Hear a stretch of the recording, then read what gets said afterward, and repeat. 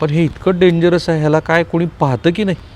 आणि आता ज्या तरुण मुलाशी मी तुमची भेट घालून देणार आहे, तर मी म्हणालो की श्री तुकाराम मुंडे यांच्यासाठी तर अधिकचं काम लागलेलं आहे. हा तो तरुण मुलगा आहे. मित्रा, तू तर म्हणला मला मी वाचलो म्हणजे मी मरणाच्या स्टेपलाच होतो.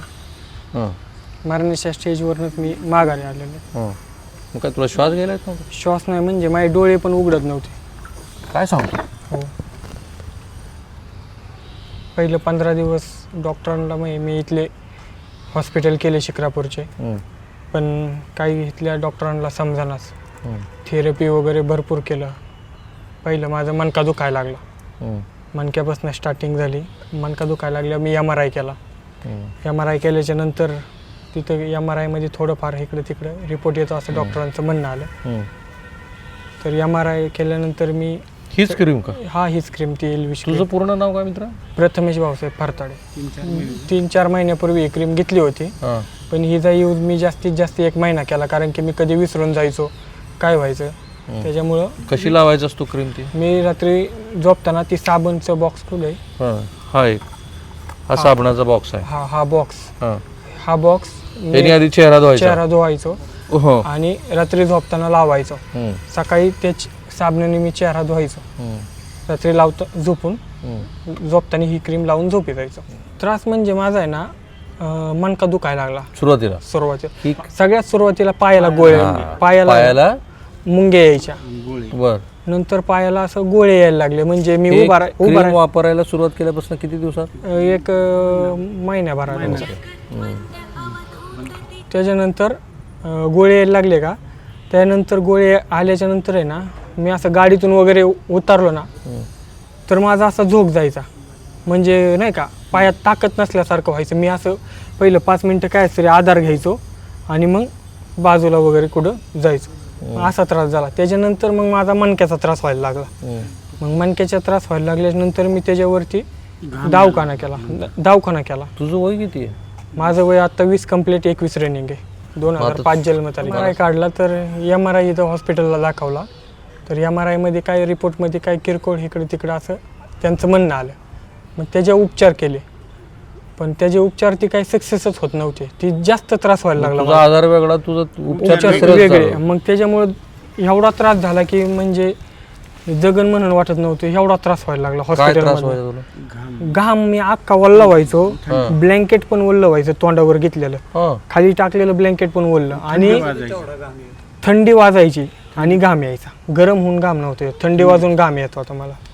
मग लिमिट नव्हते, एवढा घाम येत होता. फार पाठीला कातड म्हणजे बघू आता क्लिअर झालंय आता. तरी पण दिसतच आहे की. जरा घ्या जरा. ही काय औषधानं झालं का? नाही काय त्याने झालं, त्या क्रीमने झाले. क्रीमने हे साल्ट गेलं हे काय पूर्ण. हा पण क्लिअर झालंय त्याला ते औषध लावून.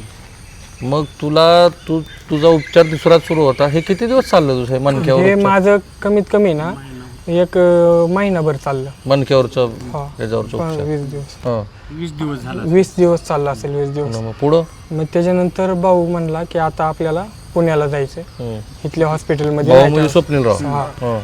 तर ते म्हणलं की आपण पुण्याला जाऊ, इथल्या डॉक्टरांना कळा ना काय. मग पुण्याला गेलो. तर रविवारी मला पुण्याला हॉस्पिटलला नेलं. कधीची तारीख आहे तुला आठवतं? रविवारी 14 तारीख. 14 जून. 14 जून आत्ताचीच की. 14 जूनला मला हॉस्पिटलला नेलं. तर रविवार होता. रविवार असल्यामुळे तिथं डॉक्टर नसते. तर मग मला इमर्जन्सीला घेतलं. इमर्जन्सी तिथंच घेतात ॲडमिट, तिथंच करतात.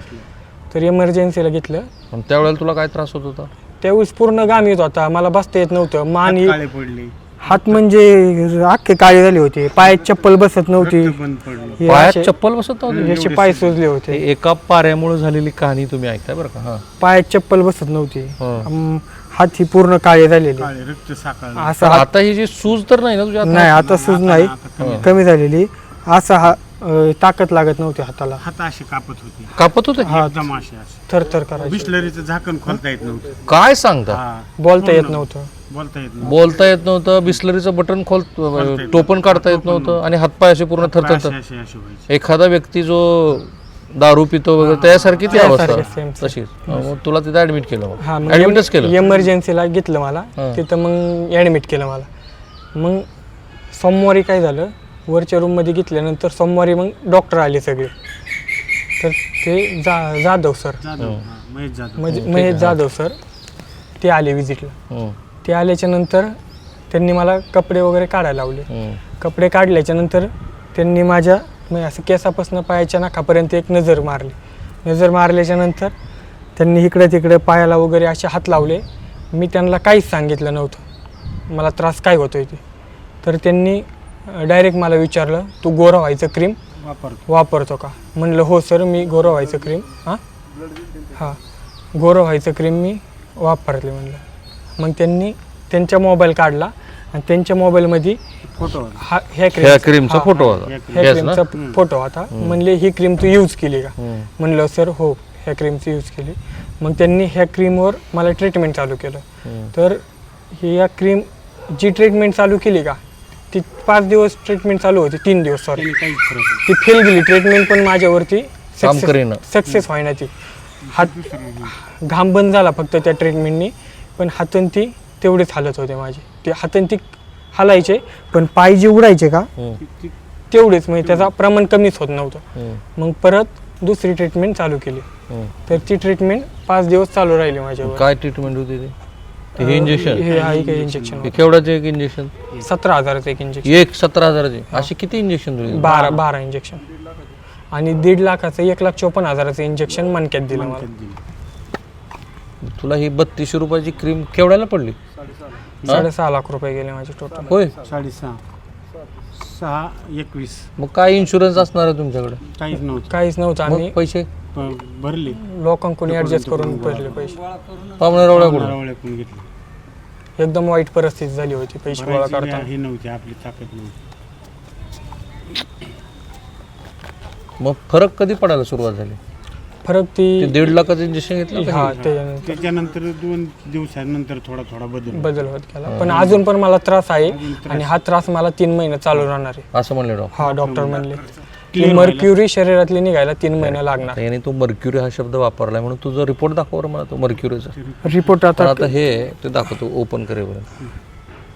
हे हॉस्पिटलमध्ये जेव्हा होता हां बोलण्याच्या परिस्थिती नव्हता, नाही? बोलताच येत नव्हतं, आवाजच निघत नव्हता. कसलाच? हां आवाज बंद झाला.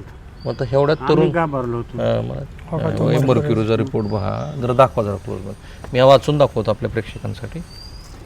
सो ॲक्च्युली हा एका प्रायव्हेट लॅबचा आहे, पण मला जेवढं माहिती आहे त्याप्रमाणे KEMमध्ये पण मर्क्युरीची टेस्ट केली गेली मुंबईमध्ये.